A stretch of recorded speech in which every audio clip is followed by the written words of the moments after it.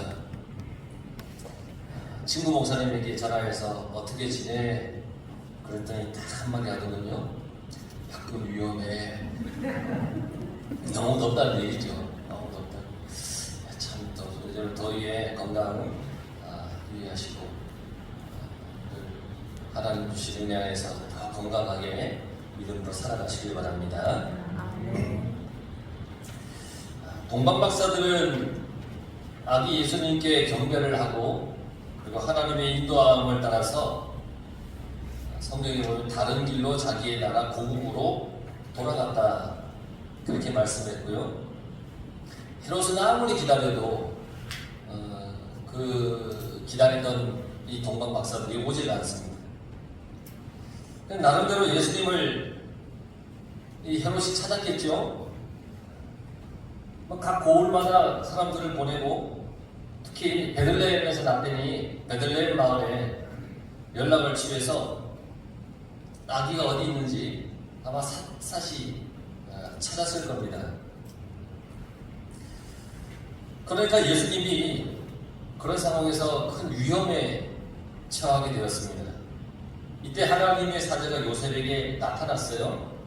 그리고는 헤롯이 아기를 찾아서 죽이려고 하니까 일어나서 아기를 데리고 애국으로 내려가라. 그렇게 꿈에서 하나님의 사자가 말씀했습니다. 일어나서 일어나라 일어나라고 하는 이 단어는 에겔데이스라고 하는 헬라어인데 곧바로 행하라 그런 촉박의 의미를 가지고 있습니다.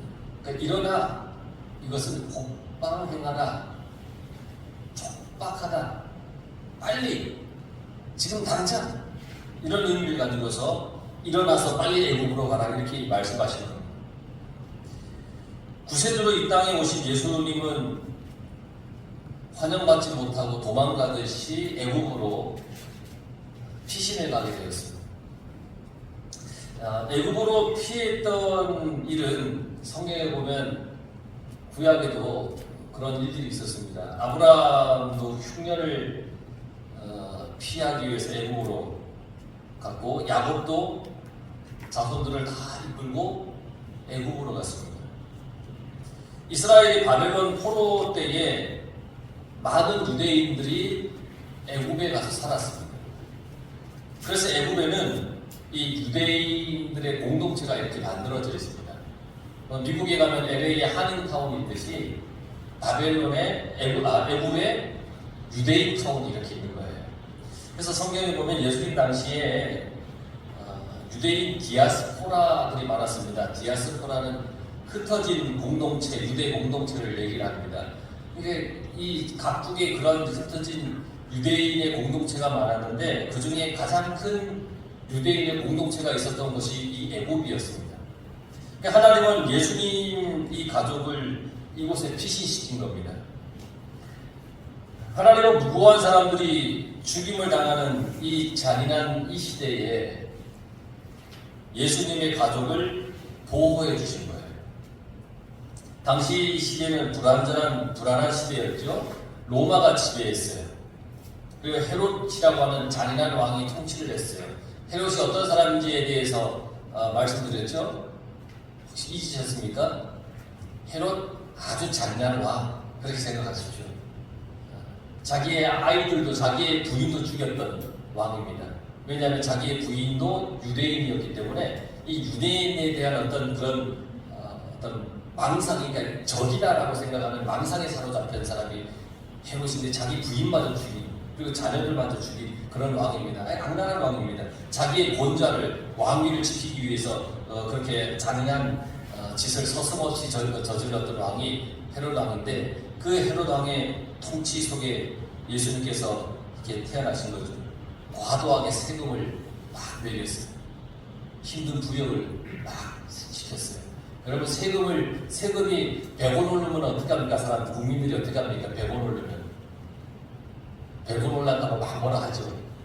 전기세 키로당 뭐 10원, 20몇 원, 30몇 원 올랐어요. 뭐 20몇 원, 30몇 원 뭐 그냥 그 액수만 보면 별건 아닌 것 같은데 올랐다고 한 자체가 싫은 거예요. 그렇지 않습니까? 그런 데다가 세금을 조금 더 많이 올려보세요. 가만히 있겠습니까? 근데 이 헤롯이 자기 민족 유대인들에게 세금을 너무 과도하게 매긴 거예요. 오늘 우리가 사는 세상과 마찬가지로 참 많이 불안하지 않습니까?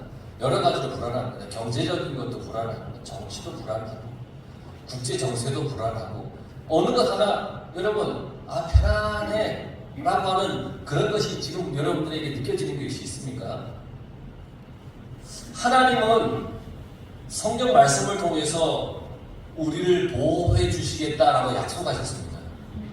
우리는 하나님께 우리를 보호해 달라고 그래서 기도해야 됩니다.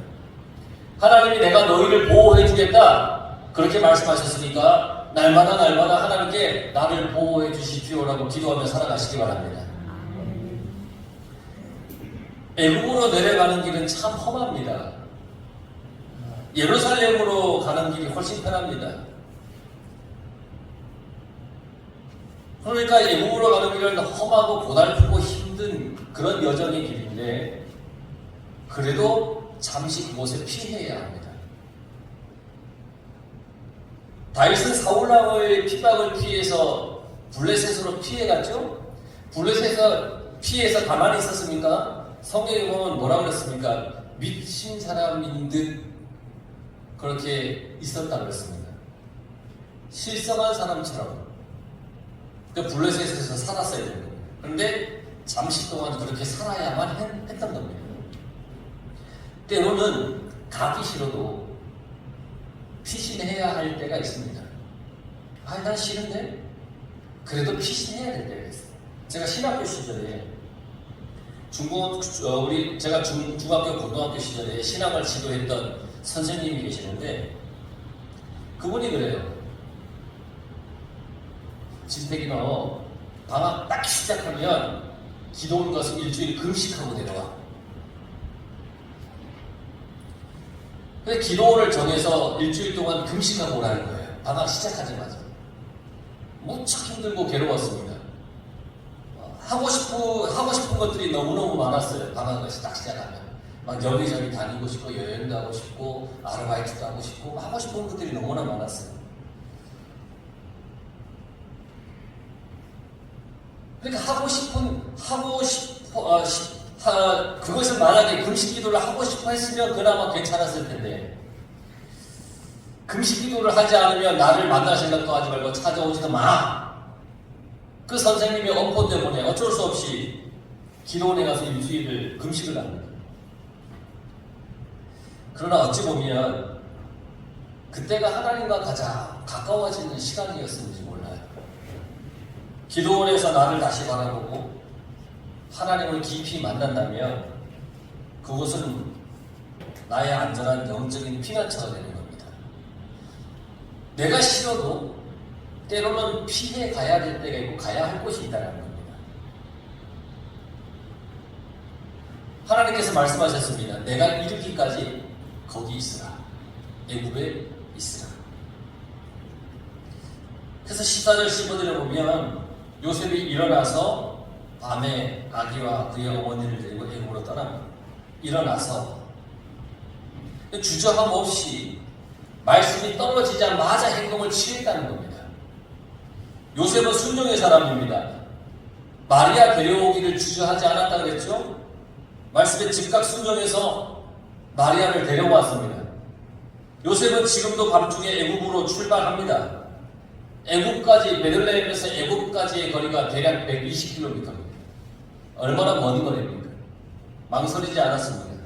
하나님께서 가라니 갔다는 겁니다. 주께서 선지자를 통하여 말씀하신 바 애굽으로부터 내 아들을 불렀다 함을 이루려 함이라. 15절 말씀이죠.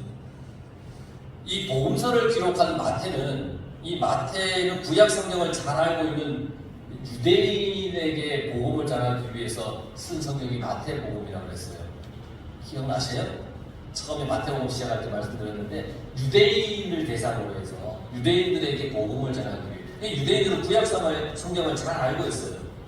그래서 유대인을 향해서 예수님의 탄생과 이 사건들은 이미 구약에 말씀한 모든 예언이 이루어져서 오신 분이 예수님이라는 것을 전하는 겁니다. 예수님은 구약에서 예언된 메시아라고 하는 것을 지금 이 마태복음을 통해서 유대인들에게 또 믿음을 가진 이방인들에게 가르쳐주고 있어요. 오늘 이 말씀, 애국으로부터 내 아들을 불렀다 함을 이루려 합니다. 이 말씀, 호세아 선지자를 통해 주신 예언의 말씀입니다. 하나님의 아들 예수님이 오셨는데 자기 백성은 환영하지 않고 죽이려고 하고 밤중에 애국으로 피신하니, 어찌 보면 정말 예수님이 이 땅에 오셨는데 어찌 이럴 수 있을까라고 하는 그런 마음이 들 정도로 막 죽이려고 하고 피신해야 하고 그런 급박한 상황이 예수님께 딱 닥친 겁니다. 그런데 이런 슬픈 일 속에서도 하나님의 계획과 섭리가 다 숨겨져 있다고 하는 것을 말씀을 통해서 깨닫게 됩니다. 애국으로 피신했다가 유대 땅으로 돌아오시는 예수님의 이 모습은 모세가 이스라엘 백성을 이끌고 약속의 땅으로 오는 그런 모습 같아요. 모세를 통해서 출애굽을 시키시는 하나님은 이제 예수님을 통해서 이 땅의 사람들을 죄에서 출애굽시키시는 거예요. 죄의 땅에서 하나님의 나라로 인도하시는 그 구세주로 오시는 것을 이렇게 가르쳐주고 있어요. 살다 보면 여러분, 때로는 슬픈 일을 당하기도 하죠. 갑자기 어려운 일을 만나기도 해요. 그럴 때 하나님의 뜻을 묵상해 보시기 바랍니다. 왜 이런 어려움이 내게 있나? 하나님께서 무엇을 원하시는지 묵상해 보십시오. 하나님의 뜻을 이루어가는 믿음의 삶을 살아갈 수 있길 간절히 바랍니다. 어려움을 당하면 믿음이 무너질 수도 있습니다. 또 삶이 망가질 수도 있어요. 내게 어려움이 있으면. 애국으로 피신가게 되는 처지가 될지라도 여러분 순종하고 믿음을 지켜나가시기 바랍니다. 대표적인 사람이 요셉입니다. 형들에게 미움을 받아서 노예로 팔려갔습니다. 다 망가져버린 인생이라고 여겨졌습니다. 하지만 그 속에서도 요셉은 믿음을 지켰습니다. 믿음. 하나님이 살아계심을 믿었습니다. 그래서 결국은 승리했습니다. 내 삶이 망가질 것 같은 그런 상황이 내게 놓여있다 할지라도 여러분 믿음을 지켜나가면 결국 하나님께서 승리하게 해주십니다. 16절 말씀을 보면 이에 헤롯이 박사들에게 속은 줄로 알고 심히 노하여 사람을 보내어 베들레헴과 그 모든 지경 안에 있는 사내 아이를 박사들에게 자세히 알아본 그때를 기준하여 2살부터 그 아래로 다 죽이니, 헤롯이 박사들에게 속았다고 이제 생각했어요. 속았다. 에네파이크라는 단어인데 이 말은 단순히 속다라고 하는 말이 아니라 희롱당하다라는 뜻이에요. 그러니까 이 헤롯이 지금 박사들에게 희롱당했다고 생각했어요. 속한 얘기 아니라 분한 거예요. 희롱당했어요. 박사들이 자기에게 오지 않은 것을 나를 바보로 만들었다라고 생각하는 거예요. 그러니까 분노가 막 끌어올리는 겁니다. 심히 노하여라고 했잖아요. 이 거친 숨을 막 몰아쉬면서 내는 분노함, 이게 심히 노하였다고 하는 뜻이에요. 그러니까 이 헤롯이 안 그래도 안 가라고 이 자랑하는 왕인데 이 박사들에게 속았다, 희롱당했다, 내가 바보처럼 여겨졌다라는 그런 마음이 딱 들으니까 그때부터는 그의 분노가 막 터지는 거예요. 그래서 헤롯은 사람을 보내어서 베들레헴 지경 안에 있는 2살 아래 남자아이들을 다 살해하게 된 거예요. 분해서 이게 자기의 이 박사들에게 속았고 막 분한 그 마음에 그냥 그런 짓을 저지른 거죠. 그 지경 안에라고 하는 말은 베들레헴 근처에 어떤 한적한 오두막까지 다 포함한다는 얘기예요. 그러니까 샅샅이 다 뒤져서 2살 아래 사내 아이들을 다 죽였다는 거예요. 자기의 권력 상실을 두려워해서 잔인한 짓을 벌린 겁니다. 결국 권력의 노예가 된 거예요. 그렇죠? 권력을 지키기 위해서 막 아이들을 죽이는 것은 아무렇지도 않게 생각하는 거예요. 우리 그리스도인은 자유인이 되어야 됩니다. 권력이나 소유나 인간관계의 노예가 되면 곧 파멸에 이르게 됩니다. 우리가 살아가는 세상에는 악이 있습니다. 때로는 죽이고 통곡하게 합니다. 자기의 왕권을 지키기 위해서 남을 죽이고 아프게 하는 일들이 오늘날도 너무너무 많습니다. 자기들의 권력을 지키려고 남 하나 그냥 매장시키고 끌어내리고 아무것도 아닌 것처럼 만들어버리는 것을 비일비재하게 하는 곳이 이 세상입니다. 예수님은 자신을 내 주로 이 땅에 오셨습니다. 예수님을 따르는 우리들은 남을 아프게 하고 죽이는 삶을 살아서는 안 됩니다. 여러분들의 삶이 살리는 삶이 되길 바랍니다. 마태는 예레미야의 말씀을 인용해서 오늘 이렇게 말씀합니다. 18절 말씀. 라마에서 슬퍼하며 크게 통곡하는 소리가 들린다. 라마에서 슬퍼하며 크게 통곡하는 소리가 들린다. 라헬이라고 있죠. 구약에. 라헬이 자기 후손인 에브라임과 므낫세 족속이 바벨론의 포로로 잡혀가는 것을 보고 땅속에서 통곡하는 소리처럼 슬퍼했다라고 하는 이야기입니다. 무슨 얘기냐면 라마는 라헬의 무덤이 있는 곳입니다. 야곱은 외삼촌 집에서 열심히 일을 했습니다. 그리고 외삼촌의 딸을 사랑했지요. 그 딸이 바로 라헬입니다. 그런데 외삼촌은 둘째 딸이 먼저 결혼하는 것이 있을 수 없어서 레아라고 하는 첫째 딸을 먼저 야곱에게 시집을 보냅니다. 근데 야곱은 레아가 아니라 라헬을 사랑합니다. 그래서 7년을 더 외삼촌 밑에서 일을 해서 라헬을 아내로 얻습니다. 그리고 라헬은 아들을 낳다가 죽습니다. 그리고 그가 묻힌 곳이 라마라고 하는 곳입니다. 그런데 훗날 이스라엘이 바벨론에게 망한 후에 이 바벨론에게 다 끌려갑니다. 끌려가는 이 에브라임과 므낫세의 후손들이 라마로 지나갑니다. 이 므낫세와 에브라임과 므낫세는 라헬의 후손입니다.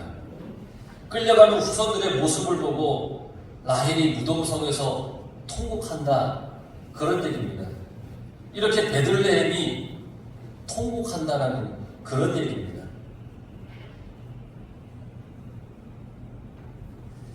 헤롯이 죽은 후에 주의 사자가 애굽에서 요셉에게 혁명하여 이르되 일어나 아기와 그의 어머니를 데리고 이스라엘 땅으로 가라. 아기의 목숨을 찾던 자들이 이제 죽었다 하시니, 베들레헴에 이러한 이 2살 아래의 아이들을 다 죽이는 그 통곡함이 있었습니다.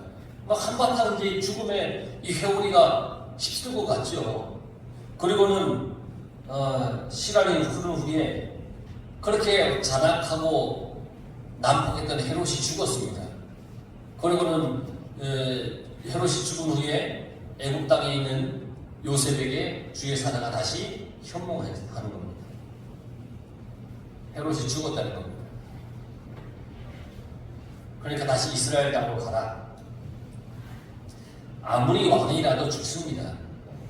자신의 왕권을 지키려고 해도 결국은 죽습니다. 헤롯은 왕권을 지키려고 잔혹한 짓을 서슴지 않았습니다. 정말 별의별 잔혹한 짓을 다 했습니다. 그러나 죽었습니다.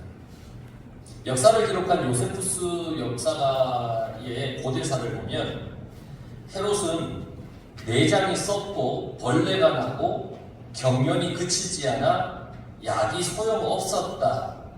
마지막 그의 모습은 괴물과 같았다라고 그렇게 기록을 했습니다. 헤롯이 죽을 때의 모습이 그랬다는 겁니다. 기사 19절 헤롯이 죽었습니다. 헤롯이 죽은 후에 20절에 보면 아기의 목숨을 찾던 자들이 죽었느니라. 여러분, 악이 소멸되었습니다. 악은 영원할 것 같지만 소멸됩니다. 그래서 성경 말씀에 우리는 위로를 받습니다. 그리고 성경의 권면을 우리가 받아야 됩니다. 시편 37편 1절에서 4절에 보면 악을 행하는 자들 때문에 불평하지 말며 불의를 행하는 자들을 시기하지 말지어다. 그들은 풀과 같이 속히 배임을 당할 것이며 푸른 채소같이 쇠잔할 것이로다. 여호와를 의뢰하고 선을 행하라. 땅에 모으는 동안 그의 성실을 먹거리로 삼을지어다. 여호와를 기뻐하라. 그가 내 마음의 소원을 내게 이루어 주시리로다. 할렐루야. 악한 자들의 배부름과 악한 자들의 이 모습을 보고 불평하지 말라는 거예요. 그들은 다 쇠잔하려진다는 겁니다. 그러니 여러분, 악은 언젠가 악은 다 소멸됩니다. 그리고 그리스도의 은혜만이 남게 되고 승리하게 되는 겁니다. 그러니까 여러분들에게 주어진 삶을 감사하며 살아가시길 바랍니다. 21절 23절에 보면 요셉은 가족을 데리고 이스라엘 땅으로 돌아왔습니다. 예루살렘에는 헤롯 왕의 아들인 아켈라오라는 사람이 왕이 되었습니다. 근데 이 아켈라오는 아버지보다 더 악한 왕입니다.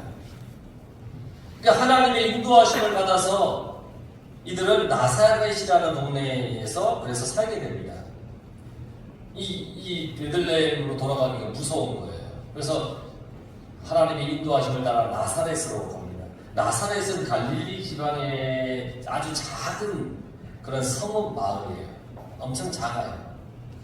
비옥하지 못한 모래 땅이고 산이 너무 많아서 경제적으로 정말 빈약한 동네가 나사렛입니다. 유대와 예루살렘은 발전한 곳이고 갈릴리는 소외된 지역입니다. 그 중에서 나사렛은 더 비천한 곳입니다.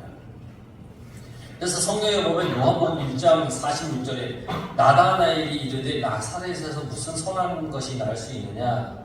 요한복음 7장 52절에 보면 찾아보라 갈릴리에서는 선지자가 나지 못하느니라 하였더라. 이 나사렛, 이 갈릴리 나사렛이라는 곳은 정말 무슨 선한 것이라고 거기 무슨 선지자가 나냐 그럴 정도로 사람들이 배척하고 비천하고 그냥 무시하고 그런 땅이 나사렛이었습니다. 그 천대와 멸시를 받는 이름, 그럼 나사렛 그런 겁니다. 여러분 어린 그 학창 시절에 가난하거나 아니면 좀 못난 아이를 보면 아프리카 가본 사람이냐라고 막 얘기하지 않았습니까? 막 아프리카의 빈약한 나라 치면서도 거기에 나와 거기에 살았냐 뭐 그런 얘기하는 마찬가지로 그런 일들이 가지고 있다는 겁니다. 그런데 예수님은 이곳에서 보호를 받았습니다. 나사렛에서. 예수님의 어린 시절은 고향 유대 땅이 아니라 북쪽 나사렛에서 어린 시절을 지냈습니다. 예수님은 태어나자마자 애굽으로 피난을 갔습니다.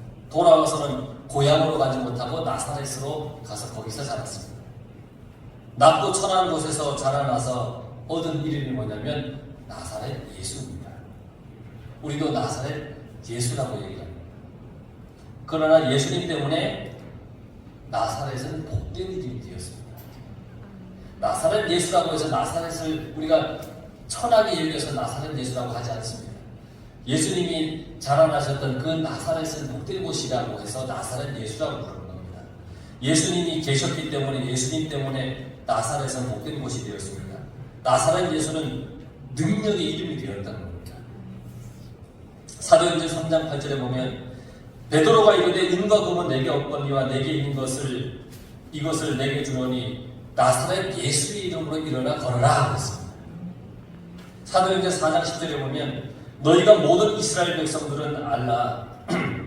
너희가 십자가에 못 박고 하나님이 죽은 자 가운데서 살리신 나사렛 예수 그리스도의 이름으로 이 사람이 건강하게 되어서 너희 앞에 섰도다. 나사렛 예수의 이름이라고 했습니다. 우리는 나사렛과 같은 사람입니다. 연약한 존재입니다. 아무도 알아주지 않는 태안이라고 하는 것도 다른 지역에 비하면 좀 소외된 곳이죠. 여러분들이 인정하기 싫어도 어쩔 수 없습니다.